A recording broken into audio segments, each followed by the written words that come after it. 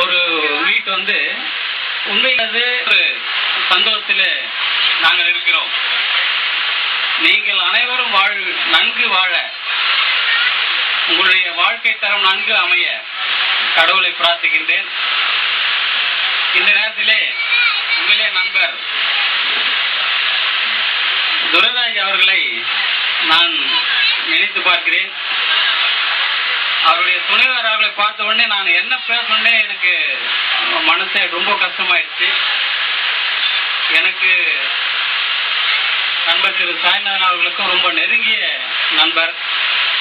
ரொம்ப வேடிக்கையாக பேசுவார். அவருடன் சில ஆண்டுகள் நாங்கள் இருந்தோம். மாச கணக்கு கூட கிடையாது, ஆண்டுகள் இருந்தோம். நான் அவருடைய மறைவுக்கு பிறகு சில நாள் தான் பொறுத்து தான் இந்த நியூஸ் கேள்விப்பட்டேன். ரொம்ப ஐ ஆம் வெரி ஷாக்கிங். நான் அவருடைய மேரேஜ் கூட போயிருந்ததுக்கப்புறம் அவருடைய பிள்ளைகளை பார்க்க சந்தர்ப்பம் இல்லை. இந்த நேரத்திலே அவருடைய குடும்பம் நன்கு வாழ, நல்ல ஒரு வாழ்க்கை அமைய நான் கடவுளை வேண்டுகிறேன். இந்த நேரத்திலே இப்படி ஒரு வாய்ப்பு அளித்த உங்களுக்கு கடவுள் எல்லா வளங்களையும் தர வேண்டும் என்று கேட்டுக்கொண்டு இந்த வாய்ப்புக்கு நன்றி கூறி விரைவுகிறேன். வணக்கம். உரையாற்றி சென்ற ஆசிரியர் அவர்களுக்கு எம்ஏபி அசோசியேஷன் சார்பாக மிகுந்த நன்றியை தெரிவித்துக் கொள்கிறோம். அடுத்ததாக நம்முடைய கல்வி பேராசிரியர் ராஜசேகர் ஐயா அவர்கள் வந்திருக்கிறார். அவர்களுக்கு நம்முடைய திருவண்ணாமலையை சேர்ந்த சிவாஜி என்கிற வேலைக்கு வரவும் சிவாஜி அவர்கள் கௌரவிப்பார்கள்.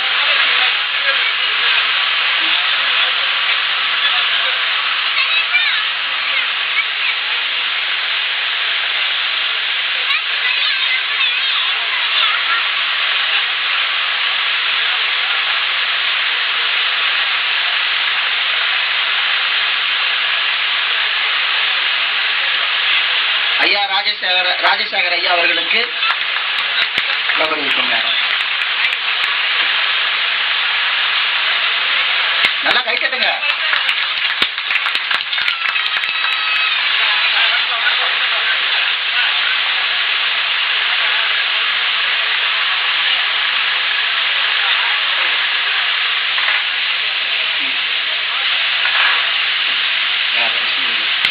பேராசிரியை அவர்கள் வசுமதி மேடம் அவர்கள் பேசுவார்கள்.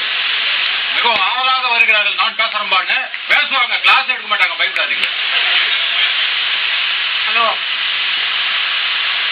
போன்ல கூட அப்படி டிஸ்டன்ஸ் கீப் பண்ணி பேசுறாரு. இங்க வந்து அப்படியே பயங்கரமா கலாய்க்கிறாரு, எல்லாரையும் போட்டு கலாய்க்கிறாரு. இங்க வந்திருக்க எல்லாருக்கும் என் வணக்கத்தை தெரிவித்துக் கொள்கிறேன். எனக்கு ப்ரிப்பேர் பண்ணிலாம் பேச தெரியாது. மனசுல என்ன தோணுதோ அது வெளியில. உங்களை எல்லாம் பார்க்கும்போது ரொம்ப ஹாப்பியா இருக்கு. ஏன்னா நல்லா எல்லாமே நல்லா இருக்கிறது நல்லா தெரியுது. எப்படி கேட்க வேண்டிய அவசியமே இல்லை. எல்லாம் நல்லா இருக்கீங்க, இனிமேலும் நல்லா இருக்கணும். இது மாதிரி நீங்க எங்களை வந்து மெம்பரா சேர்த்துக்கங்க. என்ன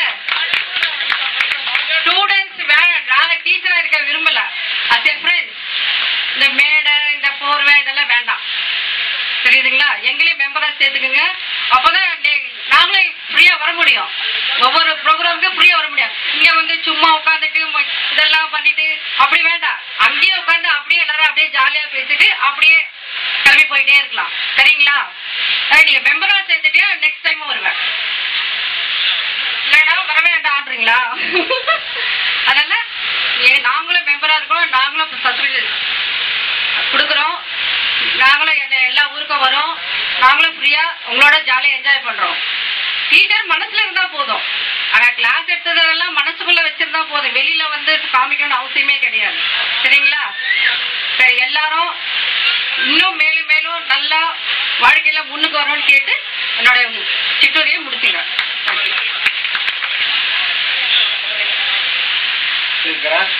மெம்பரா சேரணும் அவசியமே இல்லை. எப்பயோ மெம்பரா தான் இருந்திருக்காங்க. அடுத்ததாக மேடம் அவர்களை பேச அன்போடு அழைக்கிறோம்.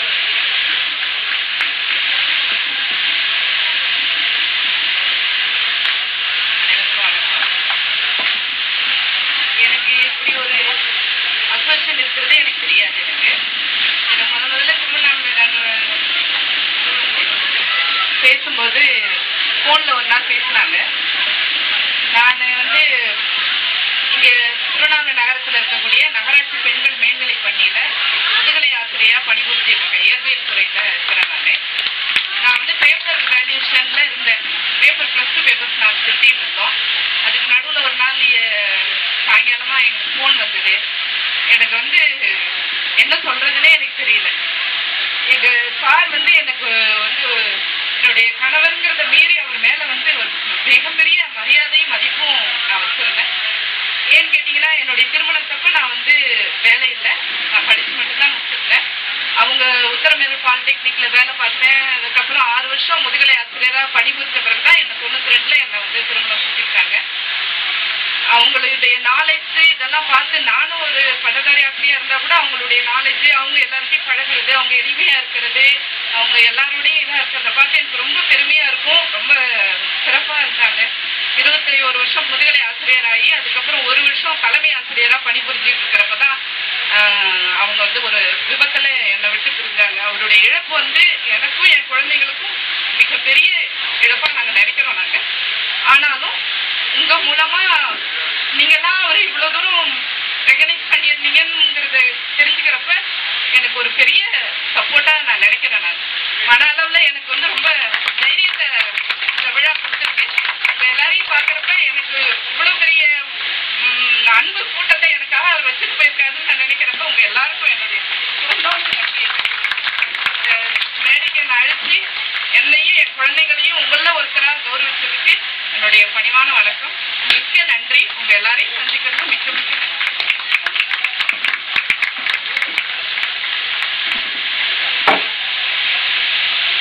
எங்களுடைய அன்பு என்றென்றும் உங்களுக்காக இருந்து கொண்டே இருக்கும் என்பதை அன்போடும் பணிவோடும் தெரிவித்துக் கொள்கிறோம். அடுத்ததாக திரு ராஜசேகர் ஐயா அவர்கள் உங்களிடம் சிறப்புரையாற்றுவார்.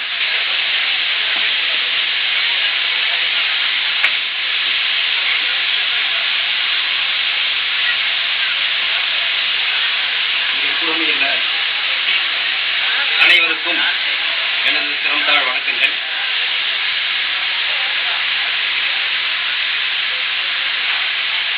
இந்த ஒரு கெட் டுகெதர் ஃபங்க்ஷன் ஆனது இவ்வளவு சிறப்பாக நடைபெற ஏற்பாடு செய்து தந்த அன்பு நெஞ்சங்களுக்கு எனது நன்றியினை இத்தருணத்தில் தெரிவித்துக் கொள்ள கடமைப்பட்டுள்ளேன். சுமார் 25 வருடங்களுக்கு முன்பு பார்த்த முகங்கள், அடையாளங்கள் சரியாக தெரியவில்லை. ஆனால் அவர்களுக்கும் எனக்கு என்னுடைய அடையாளம் தெரியாது. அந்த மாதிரி ஒரு லாங் பீரியட். இந்த 25 வருடங்களுக்கு பிறகு இந்த அன்பு நெஞ்சங்களை பார்க்கும் பொழுது உண்மையிலே சொல்வதற்கு வாய் தழுவுகிறது. அந்த மாதிரி ஒரு நிலை. ஏனென்றால் எவ்வளவோ நண்பர்கள் இருக்கின்றார்கள், பழகுகிறார்கள். ஆனால் அதில் சிறு பிரச்சனைகள் ஏற்பட்டாலும் இடைவெளி ஏற்படுகிறது. அந்த ஒரு நிலையெல்லாம் இல்லாமல், மனதில் எந்த ஒரு தொய்வும் இல்லாமல் இப்படி ஒரு கெட் டுகெதர் ஃபங்க்ஷனை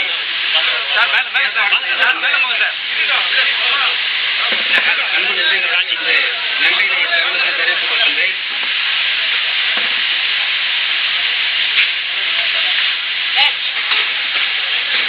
நெஞ்சங்களுக்கு பகவானது பேரருள் கிடைக்க வேண்டும் என்ற இத்தருணத்தில் பிரார்த்தனை செய்து கொள்கின்றேன். மேலும் இங்கே வந்தபொழுதுதான் தெரியும், பேராசிரியர் திரு துரைராஜ் அவர்கள் எளிமையானவர், சிரித்த முகம். அவரை பற்றி நினைக்கும் பொழுது, அவர் அங்கு பணியாற்றும் பொழுது கூட அனைவரிடமும் சிரித்துக் கொண்டேதான் பேசுவார். அவருடைய முகபாவம் அப்படி. அந்தவாறு நல்ல மனிதரை இழந்து விட்டோம் என்ற இந்த தருணத்தில் தெரிந்தது மிகவும் வருத்தமாக உள்ளது. அவருடைய ஆன்மா சாந்தி அடைய இறைவனை வேண்டுகிறேன். மேலும் அவரது குடும்பத்தார் அனைவரும் இறைவனது பரிபூர்ண அருள் கிட்டி வாழ்வில் சிறப்புற வாழ வேண்டும் என்று இத்தருணத்தில் இறைவனை வேண்டிக் கொள்கின்றேன். மேலும் கல்லூரியில் பயின்ற மாணவ அன்பு நெஞ்சங்களுக்கும் அவர்களது குடும்பத்தார் அனைவருக்கும் இறைவனது பேரருள் கிட்டிட இறைவனை வேண்டி வாய்ப்பு நல்கியமைக்கு வணக்கத்தில் நன்றிகள் தெரிவித்துள்ளேன். மிக்க நன்றி ஐயா. அடுத்து நமது ஆசிரியர் திரு சந்தான கிருஷ்ணன் அவர்களை வருக வருக என்று லேட்டாக வந்தால் லேட்டஸ்டாக வந்திருக்கிறார். அவர் இளமையானவர், ஒரு ஸ்டைலாக வந்திருக்கிறார். அவரை இருகரம் கூப்பி அன்போடு வரவேற்று நமது சங்கத்தின் சார்பாக நண்பர் புகழ் அவர்கள் அவரை கௌரவிப்பார்.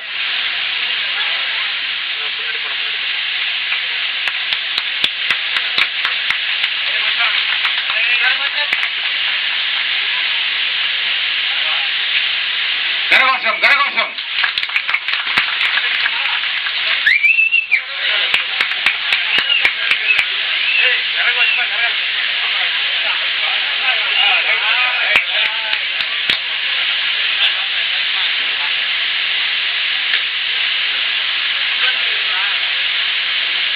மேடை மீது அனைவரே வணங்குபவர் நண்பர் காமராஜ் தர்மபுரி. கர்மவீரர் காமராஜ் இல்லை, ஒரு சாதா காமராஜ்.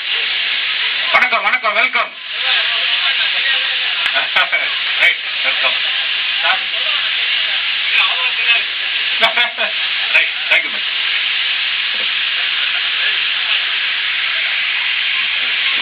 சிறப்பு உரை ஆற்றுவார்.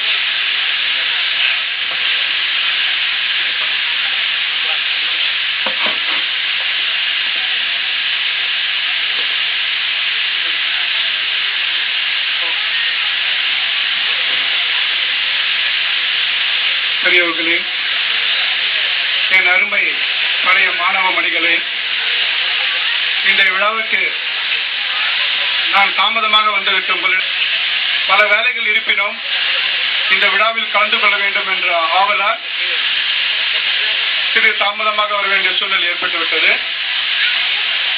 உங்கள் அன்புக்காக தான் நான் இந்த விழாவுக்கு வந்திருக்கோம். பல வேலைகள் இருந்தாலும், ஏன்னா போன முறை போரூரில் நடந்த விழாவுக்கு நான் கலந்து கொண்டேன். வருடம் வர வேண்டும் என்று உங்களுடைய அன்பு கட்டளையின் காரணமாக பல வேலைகள் இருப்பினும் இந்த விழாவுக்கு என்னை அன்புடன் அழைத்தமைக்கு உங்கள் குழுவுக்கு மனமார்ந்த நன்றிதனை தெரிவித்துக் கொள்கிறேன். உண்மையிலே இது பெரிய ஒரு சாதனை. வருடம் இந்த மாதிரி ஒரு அருமையாக விழாவில் நடத்தி எங்களை போன்ற பழைய ஆசிரியர்களை பெருமைப்படுத்துவது ஒரு அருமையான ஒரு விழா. இந்த விழாவில் நான் கலந்து கொள்ளவில்லை என்றால் அது எனக்கு தான் இழப்பு. இந்த விழாவில் சிறப்பாகவும் நடக்க வேண்டும் என்று எல்லாம் வல்ல இறைவனை வேண்டிக் கேட்டுக் கொள்கிறேன்.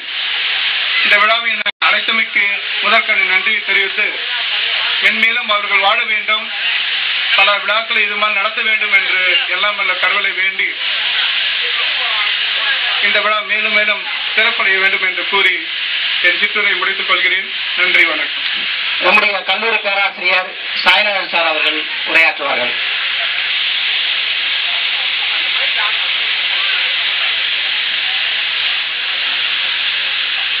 பிரபா மேடைக்கு வரும். எல்லோருக்கும் காலை வணக்கம். முதற்கண் இந்த விழா குழுவினருக்கு என்னுடைய மகத்தான நன்றியை தெரிவித்துக் கொள்கிறேன்.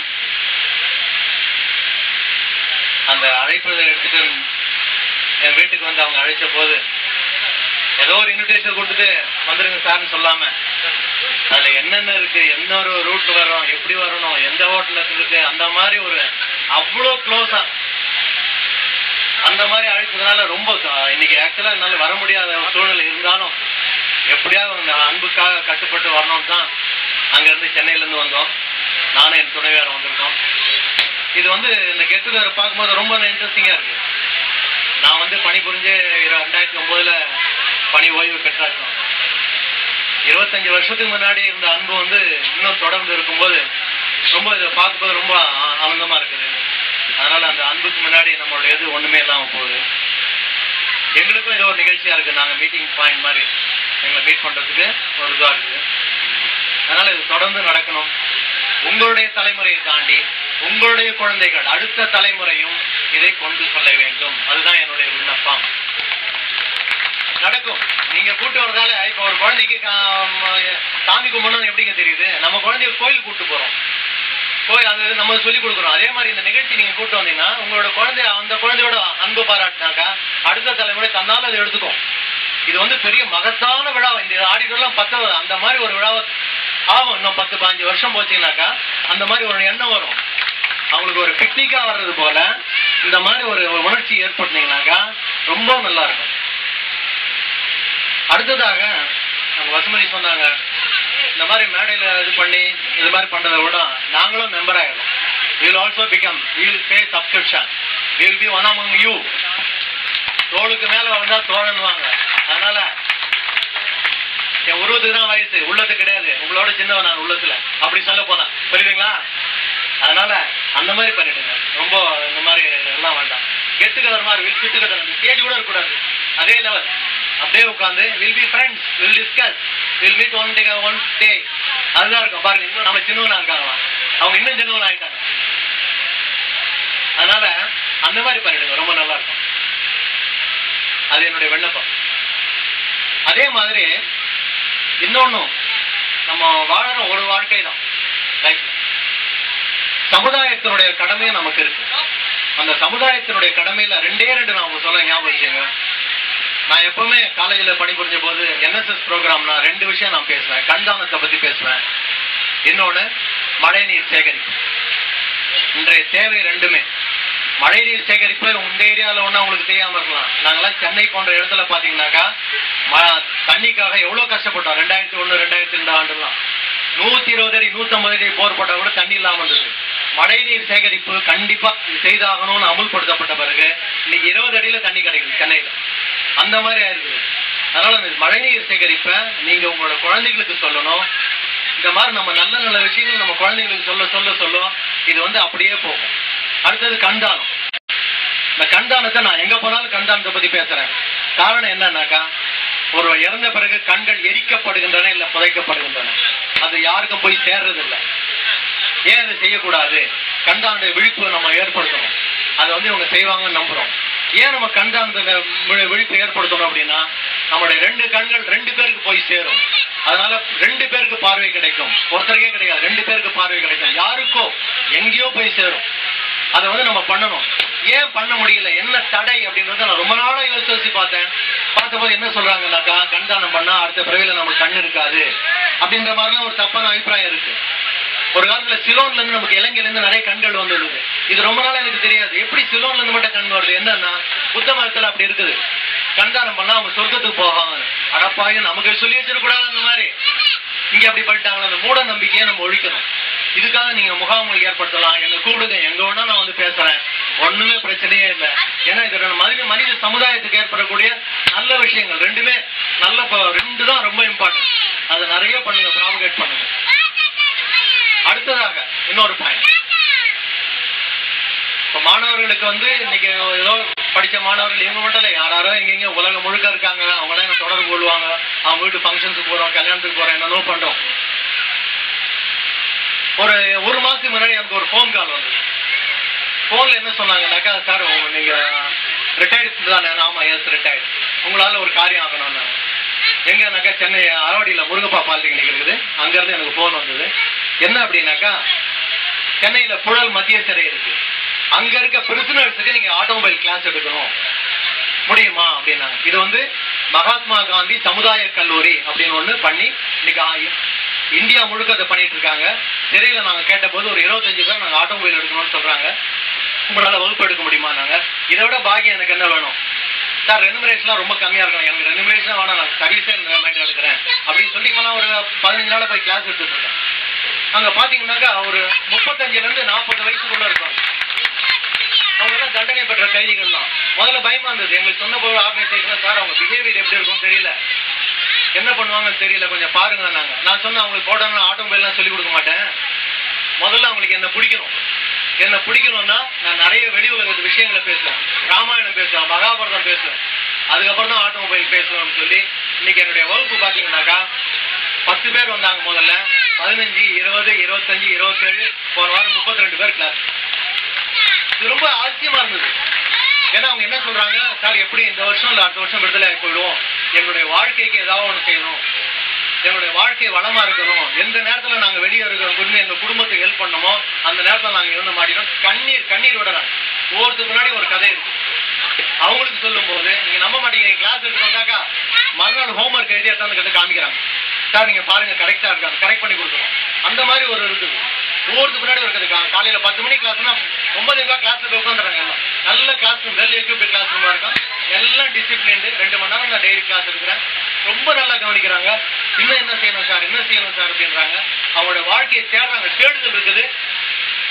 நம்ம சிறைச்சாலைன்னு சினிமா பத்தி தான் பேசுவோம், சினிமாவில் என்ன பண்றாங்க, அப்படி கிடையாது.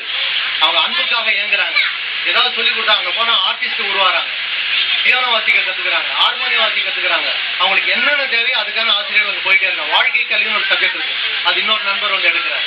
நான் வந்து ஆட்டோமொபைல் எடுக்கிறதுனால டெய்லி அவங்க கேட்கறாங்க. எல்லாம் தெரிஞ்சு வச்சிருக்காங்க, அவங்களுக்கு தெரியாம ஒண்ணுமே இல்லை. MBA படிக்கிறாங்க, MCA படிக்கிறாங்க, 10th எக்ஸாம் நடக்குது, +2 எக்ஸாம் நடக்குது. சிறைச்சாலையில இவ்வளவு இருக்கா அப்படின்னு அவ்வளவு நடக்குது. இது ஒண்ணு என்னோட வாழ்க்கையில பெரிய பாக்கியமா கிடைச்சு நான் பண்ணிட்டு இருக்கேன். அந்த மாதிரி இது ஒரு பெரிய இதுவா இருக்குது. இதை நான் சொல்ல கூட பிரபாகரன் சொன்னார், சார் இது மீட்டிங்லேயே சொல்லுங்க சார்னாரு. சொல்றதுல என்ன இருக்குது, இவ்வளவு இப்படியே இருக்காங்க, பிரிசனர்ஸ் உள்ள இருக்காங்க, தண்டனை பெற்ற கைதிகள் தான், வெவ்வேறு தண்டனைக்கு வெவ்வேறு குற்றம். ஆனா அடுத்த வருஷம் ரிலீஸ் ஆக போறவங்க அவங்க வாழ்க்கையை நோக்கி பயணம் அவங்களுக்காக நம்ம வாழ்த்துல தெரியும். சரியா? இந்த வாய்ப்பை தந்ததற்கு நன்றி கூறி விடைபெறுகிறேன். நன்றி, வணக்கம். சென்ற திரு சாய்நாதன் சார் அவர்களுக்கு மிக்க நன்றி. அடுத்ததாக நம்முடைய